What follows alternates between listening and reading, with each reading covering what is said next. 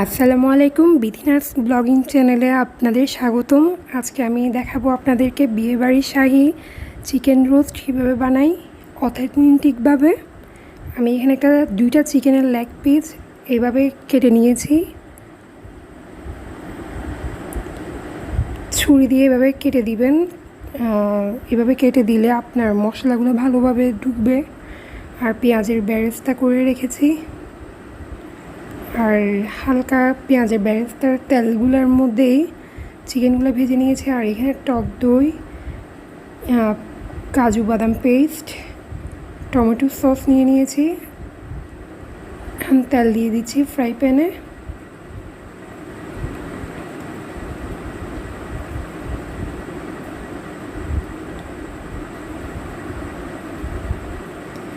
Tomato সসটা দিলে আপনার বিয়েবাড়ির শাহি ফ্লেভারটা পাওয়া যায়। ঘি দিয়ে দিচ্ছি, হালকা দিব কারণ পরে আমি আবার ঘি অ্যাড করব।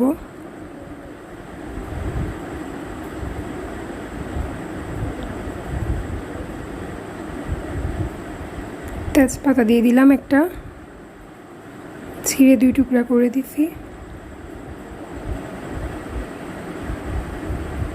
দারচিনি,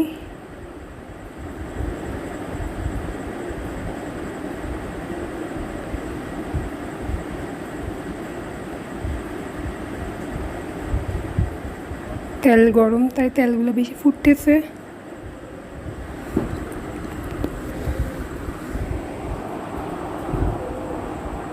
আদা বাটা দিয়ে দিচ্ছি, রসুন বাটা,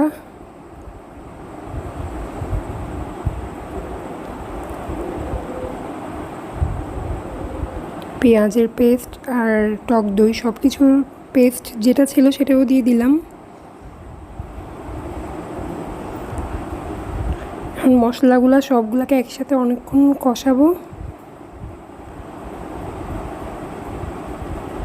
কারণ মশলাটা যতক্ষণ কষাবেন ততক্ষণ আপনার মশলাটা ভালোই আসবে। আর তেলটা যখন উপরের দিকে উঠে আসবে তখন আমি মুরগিগুলো ছেড়ে দিব।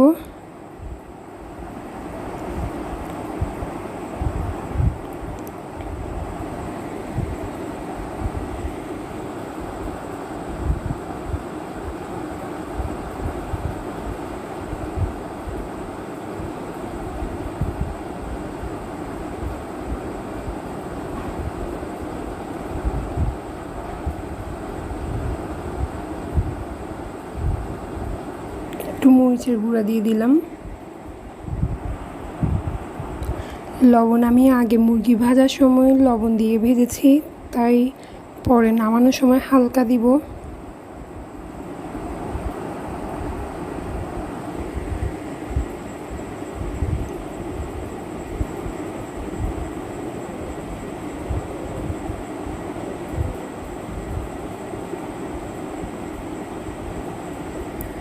খুব ভালোভাবে কষাইতে হবে। এখন আমি মুরগিগুলো ছেড়ে দিচ্ছি।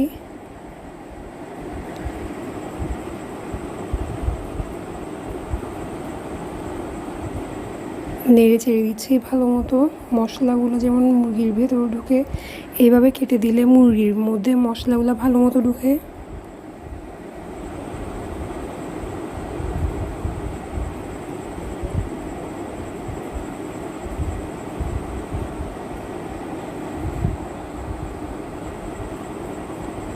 আর 1 কাপ দুধ দিয়ে দিচ্ছি।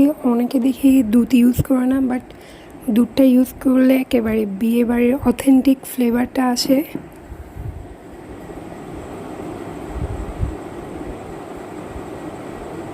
খেতে অনেক দারুণ হবে।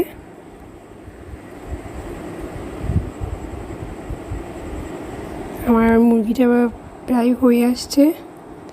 এখন আমি 4-5টা কাঁচামরিচ দিয়ে দিব, ফালি করে না, যা দিব স্মেলটা যেমন ভালো আসে। পেঁয়াজের বেরেস্তা করে রেখেছিলাম, ওগুলোও দিয়ে দিয়েছি।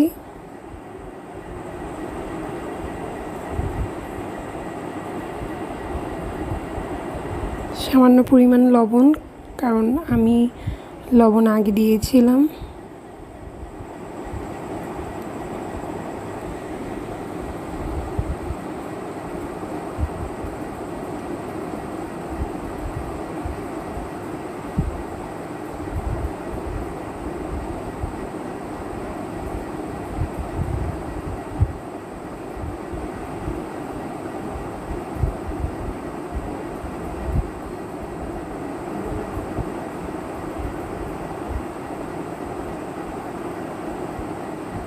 দেখুন কালারটা অনেক সুন্দর আসছে আর তেলটাও উপরে ভেসে উঠছে।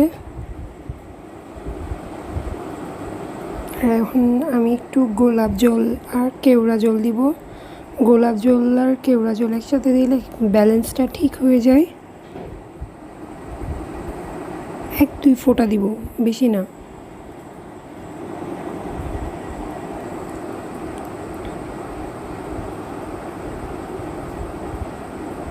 আবার একটু ঢেকে দিব। নামানোর আগে 1 চামচ ঘি দিয়ে দিব, ঘি দিয়ে ঢেকে দিব।